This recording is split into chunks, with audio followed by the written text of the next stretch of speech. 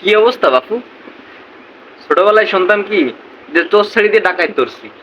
আমাকে অবস্থা এখন ওরকম হয়ে গেছে। আমরা দেশের ট্যাক্স চোর খেতাই দিছি, এখন বিভিন্ন জায়গায় বিভিন্ন শ্রেণীর ডাকাত ঢুকছে।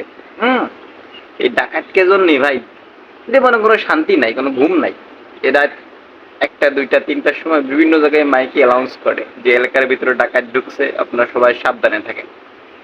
এই মাইকিং শুনতে শুনতে ভাই জীবনটা কেমন যেন স্বাধীনতা হয়ে যাচ্ছে। মানে কি শুরু হয়ে গেছে দেশের ভিতরে? শুধু ডাকাত আর ডাকাত। প্রত্যেকটা জায়গায়, প্রত্যেকটা জেলায়, প্রত্যেকটা গ্রামে একই অবস্থা, প্রত্যেকটা শহরে একই অবস্থা, সব জায়গায় ডাকাতের খবর। আমরা কি পাপ করেছি জীবনে, কি এমন পাপ করেছি যে আমাদেরকে এইভাবে অত্যাচার করতে হবে?